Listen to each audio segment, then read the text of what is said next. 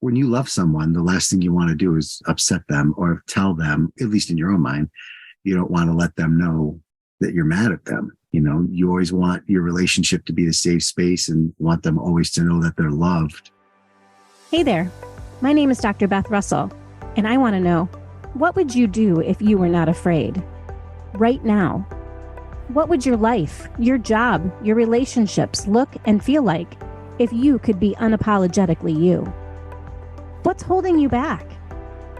This podcast is for anyone that wants to make a change, but isn't sure where to start. Let's look inward together and let's talk about you and me, our mental health, our self-care, inner and outer selves, and all that makes us, well, us. It's time to get real, feel the feels, challenge what's holding us back, and connect. This is the Authentic and Brave podcast. So today I want to talk a little bit about anger. In last week's episode, I talked about what anger is and how we experience it and how we feel it. And then also, of course, how we express it. In this week's episode, I want to continue, but I brought a guest in to the studio today to have a conversation with me about it, about how anger impacts a relationship. And so I'm welcoming back my husband, John. Hi, John. Hello, everyone. So glad you agreed once again to come back on the podcast. Happy to. I just said to you downstairs before we started, I said, I bet you didn't realize when I started a podcast that you'd be a featured guest a couple of times. Voice is fine. 2 times is enough. We'll see. I think it's good. I think it's, a podcast about people, right? About real life. Yes, so real life. I appreciate that you came back on. When you think about anger, what comes to mind for you? Anger can be expressed in many different ways. I had to learn to deal with my anger. I was known as Angry John for a while, which is in adulthood or childhood or in both? In adulthood, which is not something that I'm real proud of. The people that know me totally understand that because I used to be pretty angry, but the new relationships that I've built now, like with new jobs and stuff like that, they kind of like, I can't believe you were actually known as Angry John because you handle your anger so well. Mm-hmm. But it's definitely taken a long time to learn how to deal and accept anger. Okay. Last week, I talked a little bit about my own story with anger and who was allowed to be angry in my house and how I learned to either express it or not. And I didn't, as you know, right, until adulthood. For you, who in your house was allowed to be angry? Like, how was it expressed? Because you're one of 4 kids. Right. And you're the youngest. Yes. So there had to have been a lot of motion, chaos in your house and lots of emotions. Yes. So being in a bigger family, there was always a lot of yelling around anger. But then when you started yelling, you got sent to your room. Mm-hmm. So when you were trying to express your anger and how your emotions were, you were basically just sent to your room. You weren't allowed to express how you were feeling. So that stifling feeling really led to a lot of frustration and not understanding that anger as an emotion and in itself is a good thing, but bottling it up for so long, eventually will spill over into some big lash out and shouting match over something. And that's what I talked a little bit about in last episode was it's not the anger that's the issue. It's the suppression of it and then the tension that builds. Definitely. And the lashing out that happens. And so right. What do you think it taught you as a kid to have these emotions, but then being sent to your room? Taught me to stifle my emotions, that if I was angry about something and I wanted to talk about it, when your emotion, obviously your voice changes, you get a little loud sometimes. And so when that would happen, that's labeled disrespect when you're a child yelling at your parents. So disrespect's not tolerated. So you go to your room and you just feel even more frustrated that you're not able to, get what you're feeling, your emotions out. And you learn at that point that it's not worth the argument. It's not worth expressing how I feel when knowing I'm just going to get punished for being mad. Mm-hmm. Mm-hmm. We dated in high school. Yes. And so we've been together on and off a long time. Yes. How do you think anger played out in our early relationship? A lot of jealousy. Jealousy. We went to separate high schools and we had different groups of friends. And we didn't really either one of us had any tools for anger. No. And so if we got mad at each other, it came out in other ways, or it came out as like lashing out. Yeah, giant arguments, or ignoring the other person, or doing what you can to make the other person jealous. Those kinds of stupid games that kids play. Well, unfortunately, sometimes we play those in adulthood too. It's not right if we're not in touch with how we feel. Right. So fast forward, we then got back together. Yes. And at that point, had your relationship with anger changed at all? No. No, it was still, I used to never acknowledge the fact that I was angry. I used to give it any other term that I possibly could. No, I'm not mad, or I'm not angry. I'm frustrated. When in actuality, what you need to do is just acknowledge that you're angry, but I always kept all that bottled up, and whatever I was upset about, I always carried with me. And after 2 or 3 different episodes of something that would make me upset, that's when I would lash out and start screaming. And when you reach your limit, you just kind of blow up. But it took me therapy and some other ways to be able to express when I'm angry, to prevent that lashing out, to be able to tell somebody that, you know what, I'm really angry about what's going on right now. I don't like how I'm feeling. And once you're able to do that, then you really don't have those lashing out moments, the boiling points. Why do you think you were afraid, if that's the right word, afraid of anger with me? Because we both have shied away from it. Right. Well, when you love someone, the last thing you want to do is upset them or tell them, at least in your own mind, you don't want to let them know that you're mad at them. You always want your relationship to be a safe space and want them always to know that they're loved. And from the outside, it doesn't look like a safe space when you tell somebody I'm angry at you, because if they don't understand that, they're going to think, wow, if he's really mad at me, he doesn't love me anymore, when that's not the case. You can be mad at somebody and love somebody. You could be angry over an action. It doesn't mean you dislike the person behind it, but just the activity that they're doing, or the action, or whatever they said, doesn't necessarily define who they are at that moment. Being able to understand that led me to help get through my anger. Well, and I'm thinking about right after we had Conley, our schedules were so difficult, and I had some postpartum depression, and you were working shift work. Right. And there was a lot of tension between us during that time of our marriage. And it did end up in a few arguments. Yes. And heated arguments, if not fights, right? Yes. And I bring that up because both of us were hurting during that time. And we were both really angry with each other just about missed opportunities, help at the house, or who was doing what, or feeling like we weren't getting enough attention from one another. And being really tired with a newborn in the house. And being really tired with a newborn and 2 other kids that were really, really active. And our marriage could have ended at that point if we hadn't first gotten in touch with what was going on, kind of taking the pulse of our relationship, but also allowing each other to be angry. I bring it up because for me, I have a tendency that when I get mad, I completely shut it down. Yes, and you do. I still struggle with it. And I come back 2-3 days later. In that case, I was coming back months later, holding on to things that I hadn't expressed. That used to be a big issue for me. Yeah. Because I don't like to, I grew up with the don't go to bed angry kind of thing. So you either buried it inside and never talked about it again, or you talked about it, got it out of the way so you could move forward. So when you and I would get in those arguments, and then you would need a few days to process that used to really make me mad.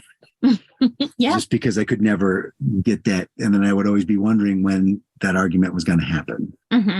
Yeah. So I created tension because I was afraid of anger. So because I was so angry and I didn't know how to express it, I shut it down. I didn't get rid of the anger. It made it worse over time. And I talked last week in the episode about even a recent argument. I need time to process. I go in because I first also have to feel safe in the environment. And if I feel it's getting too tense, I don't feel like it's safe, because I think safety is really important when there's anger. Agreed. And so when I hold it in and bring it up 2 days later, sometimes you're shocked. Sometimes you're like, oh my gosh, I thought we processed this. I thought we were past it. And so that's when I think our tension between us gets so high. And that is when we start raising our voices. For me, I know there's a trigger that we're going to start arguing. Do you know what it is? The word you use? Honey. Yeah. So in our arguments, you call me honey, honey, this is my side, or honey, you're not listening. And so like that to me is like nails on the chalkboard. And I know that there's a lot of tension in addition to whatever else I'm feeling. Right. Yeah. Okay.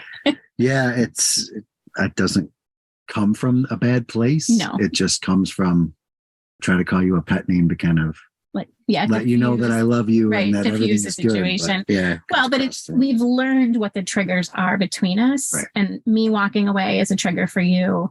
So sometimes when I have to walk away, I will say, I will come back in a while, or I need a little bit of space. Can we talk about this later? In itself was something that I need to hear a long time ago. And once you told me that changed things for me too, because I was always afraid if you walked away that you were never coming back. Mm-hmm. So once you said, I will always come back to finish conversations or whatever the situation was, then I trusted that you would do that, which made it not great for me, but it was better than knowing that you were going to come back than worrying about where you're going and how long you're going to be going. Mm-hmm. So diffusing kind of that tension there a little bit, not completely, obviously. And again, that was still when we were pretty bad about communicating. Mm-hmm. I always thought anger had to be expressed through yelling. Right. So once I realized that anger, you don't have to yell at somebody when you're mad at them. You can simply just say, you know what you really did just upset. Mm-hmm. And I don't like the way you handled that. And it can be easily as just using those words. It's not a shouting match, because once you start yelling at somebody, obviously, and I think I'd mentioned that at the last episode, right? That I was on, where you could tell a kid they're doing a great job, but if you're yelling at them, they'll never get the message. Right. But, so if you're able to keep a calm, safe space and still let them know that you've upset me, I'm really angry with you. Hey, everyone. Are you tired of dealing with complicated checkout processes when you're trying to sell products online? If so, you're in luck, because Samcart has got you covered.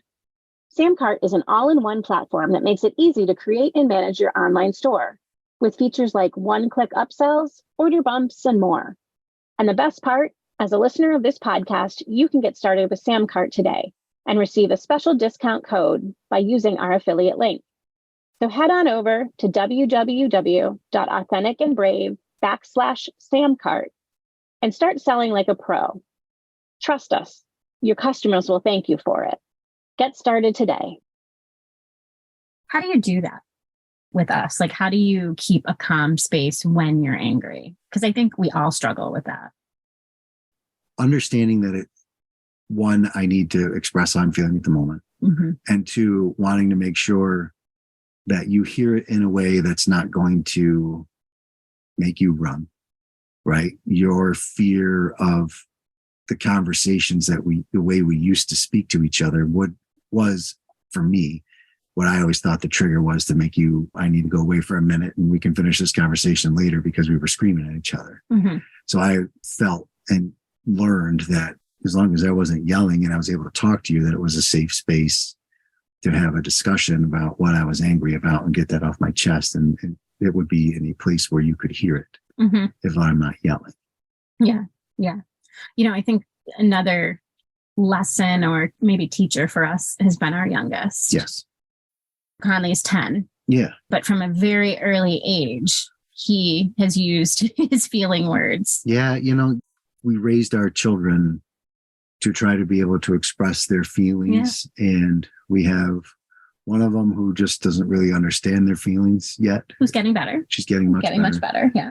We have one of them that does not express his feelings much at all. He suppresses. Mm-hmm. And we have one that is very good and very emotionally intelligent, very good at expressing how he feels. From a really young age, anytime you made him upset, he would, Dad, that really made me mad when you did this. So sometimes you learn Mhm. from. And he'll your own also say, children. why are you raising your voice at me? Yeah, you're scaring me when you're raising your voice. We want to talk about this. Let's, kind of talk. So I think he was 6 the first time he did that. We Yeah. both just, I think, were shocked at, He's the words that came out of his a mouth. very intuitive young man. He's very impressive. He is. And it's natural for him. I mean, I think also because he's had a little bit different version of us, because we did work through and recognizing neither one of us wanted the tension in the relationship. Neither one of us wanted to model that for our children Right. the way that we were raised. In my house, my dad was allowed to be angry. No one else, Yeah. and we got sent away or we got punished. If we lashed out back, or even if we expressed that we were mad, we were told, I'll give you something to be mad about. Yeah. That saying of, you think you're mad now, I'll give you something to be mad about. And we don't talk to our children that way. I mean, we allow, sometimes it's frustrating for us, but we allow them to have their emotions and try to help them express it in a way that's healthy to get it out. Yeah. As long as it's in a way that's healthy. Well, we try. I mean, but they have tension too. Yep. And they don't, they, like us, everyone has big emotions and it's hard to express. Our house is full of big emotions. Yes. Yeah. In a good way. Yeah. Mm-hmm. Definitely. I mean, just trying to get the kids on a daily basis tell you how they're doing and how they're feeling is hard enough, Mm-hmm. And once you start yelling at them, they can immediately clam up. So you really need to challenge yourself as a parent to kind of stay on an even keel, to be able to feel that you're a safe space for your child to go when they need you for something. Are you tired of feeling held back by fear? It's time to break free and live life unafraid. Are you ready to get real? Spend some time journaling and coloring to face what's holding you back. Introducing the 30 Days to Unafraid Coloring Affirmation Journal. Color away and process your fears with empowering mandalas for self-care. This journal is your roadmap to conquering fear and embracing change with confidence. Don't let fear control your life any longer. Order your copy of 30 Days Unafraid today and take the first steps towards a life without limits. Visit www.authenticandbrave.com/unafraid or find the journal 30 Days Unafraid Coloring Affirmation Journal on Amazon. It's time to unleash your potential and live unafraid. Get your copy now. Yeah. And our middle child, who suppresses it more than the others, I mean, he will talk to my dad sometimes about how he's feeling. So maybe it won't be one of us. The other thing is he will journal at times. We tried to give him some other ways to express how he's feeling that he can then come back and talk with us. Yeah. And, and he's opened up a little more in the last few years as well.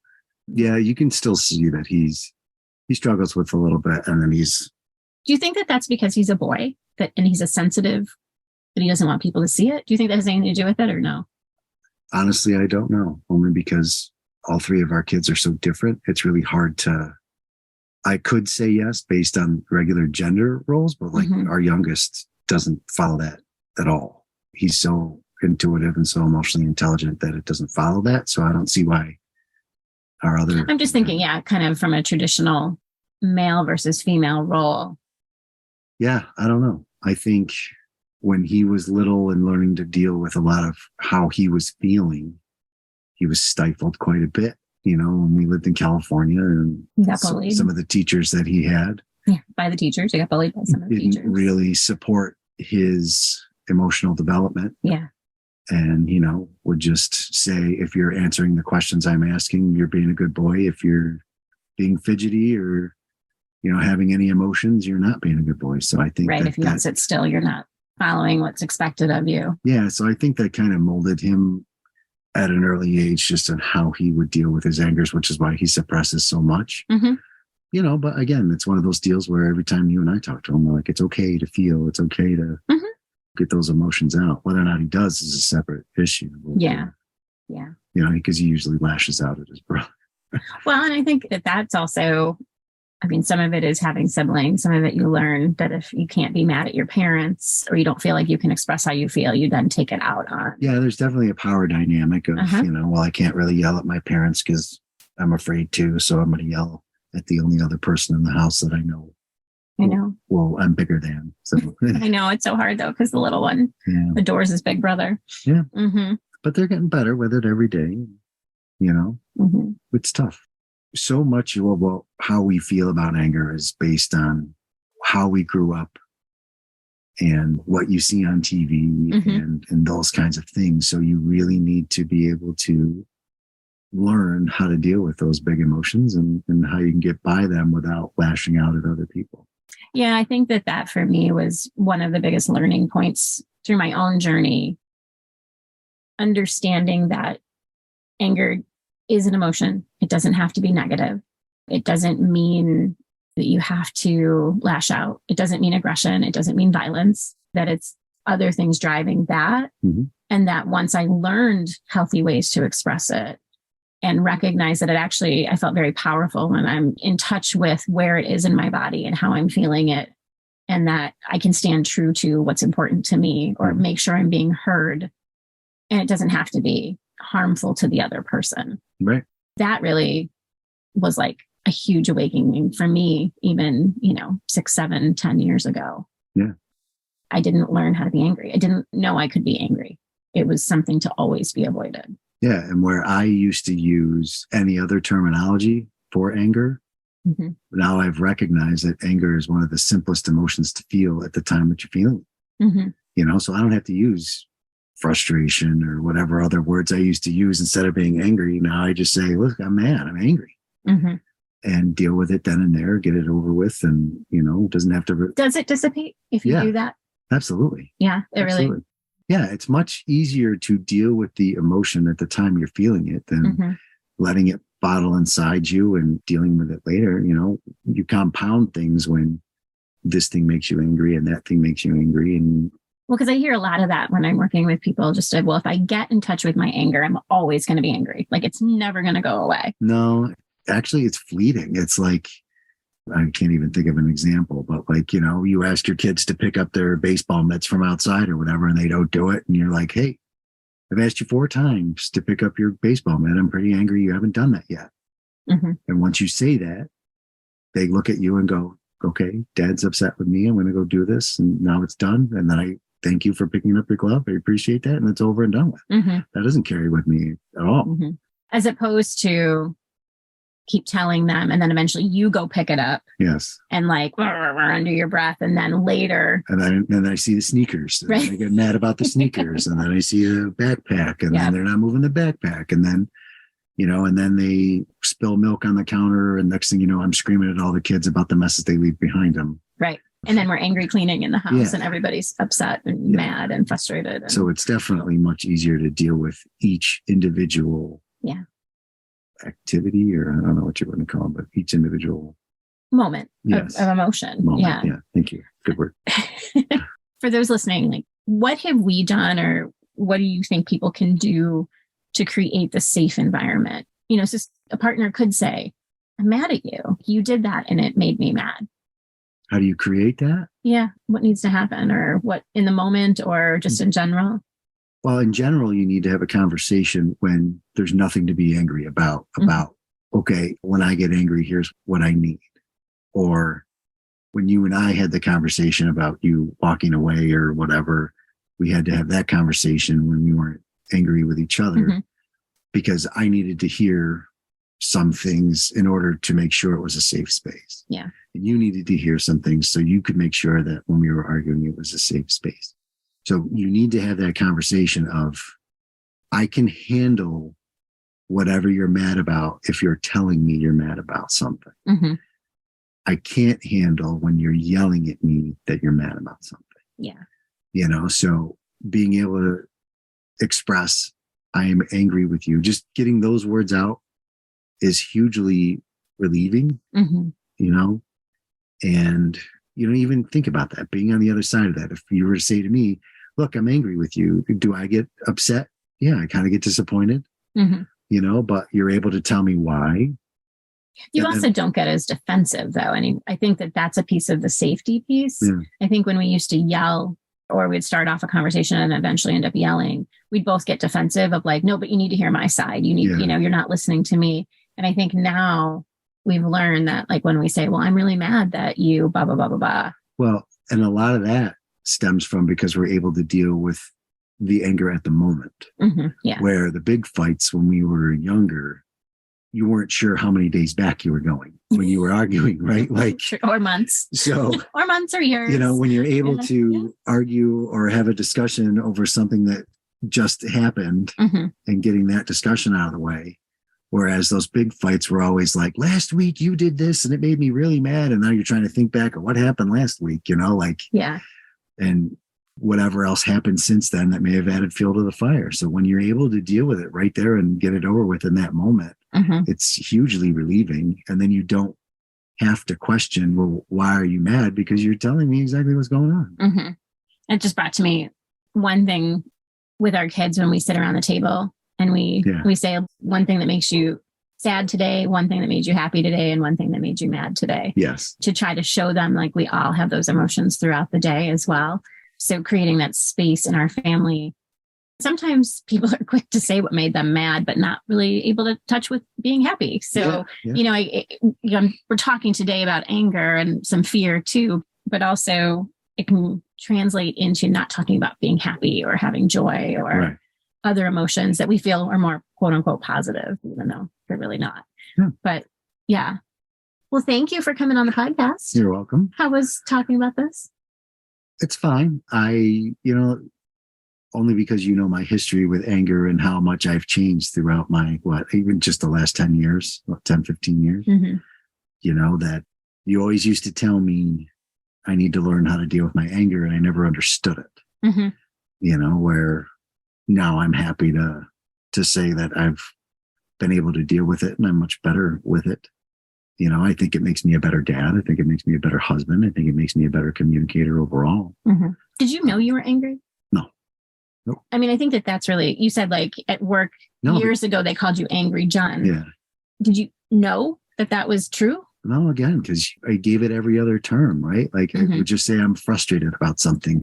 I'd be working on one thing and then they would want you to do something else. So some of your journey has been getting in touch with that you are angry or that you've been angry. And like I said, being able to simplify that emotion, that whole frustrated, mad, annoyed, all of that, boil it all down to what it truly is anger, and being able to label it that, it's kind of freeing because you're able to deal with that at the moment and get it off your chest, and then you don't have to really worry about it anymore. So it's a lot easier when you're calling it a spade rather than not using the keyword and tricky phrase and kind of fumbling with it. Or trying to avoid it or try to go around it or make it less by saying, well, I'm frustrated. I'm not mad. I'm frustrated. Exactly. You know, and you're like, really? You're splitting hairs there. Like it's the same thing. And honestly, it really is, you know, but once you come to that awareness that it is the same thing, you're able to deal with it so much easier. Yeah. Well, thank you. You're welcome. I appreciate it. I hope everyone listening, you know, just heard a little bit more of our story and how we deal with anger. And I hope it helps you in your relationship. Just look at the ways that you feel and express anger, and that you can be angry at someone that you love and still love them and still be angry with them.